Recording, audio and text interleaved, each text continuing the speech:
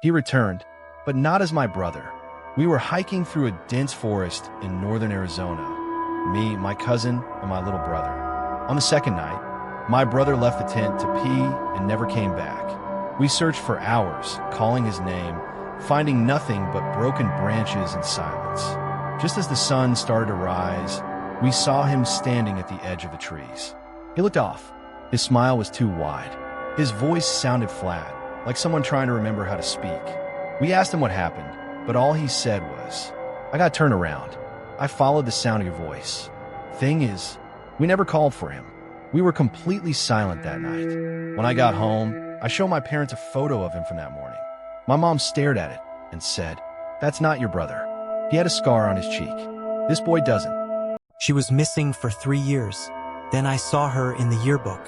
3 years ago, a girl named Riley disappeared from our school. She walked into the woods after a party and was never seen again. Her face was everywhere. Flyers, candles, vigils. The town mourned. Everyone moved on. Last week, I was helping the yearbook team finalize this year's print. I was flipping through the freshman class when I saw a face that made my stomach drop. It was Riley. Same eyes, same smile, same name even, just younger. I brought it to the faculty. They swore it was just a new girl with the same name. But I know that face. I remember the exact photo from her missing person flyer. I tried to talk to her at lunch. She just looked at me and said, "You shouldn't remember me." Then she walked away. Her seat's been empty since. I took the wrong elevator. I was staying in a cheap hotel after a long road trip. I pressed the button for the 3rd floor, but the elevator didn't stop. It just kept going, past the top floor, past any number I've ever seen. Eventually, it stopped at floor -6. The doors opened to a hallway that smelled like rot and mold. The carpet was soaked. No lights. No sound. I turned around, pressed the button to go back. Nothing. Then I heard someone walking barefoot. Slowly. I ran down the hallway and opened a random door. Inside was another elevator. Same panel. Same scratches. Same smell. When it opened again, I was back in the lobby. But the staff didn't recognize me. My name wasn't on the guest list. I found a buried phone in my backyard. I found a phone buried under my backyard while digging for a new fence post. It was old, cracked, and caked in dirt, but when I plugged it in, it powered on instantly. There was only one app, camera. No gallery, no contacts, no settings, nothing. When I opened it, the live feed wasn't showing my room. It was a dim, concrete hallway I'd never seen before. At the far end, something stood, motionless, facing the wall. I tried turning the camera to face me, but it wouldn't.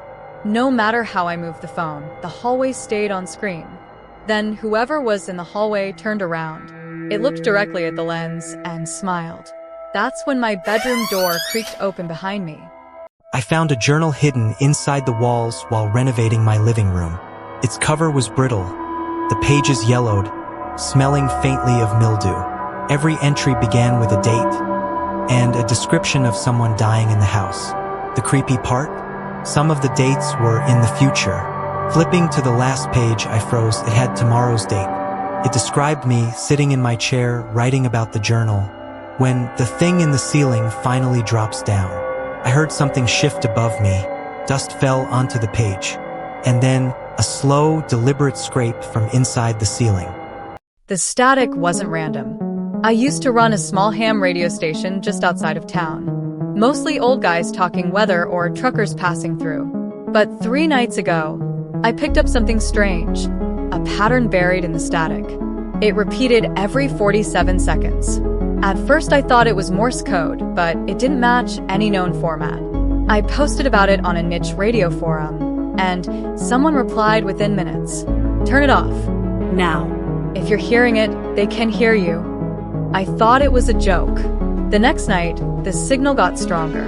The pattern became clearer, like a mechanical voice trying to form words. Almost human, but not quite.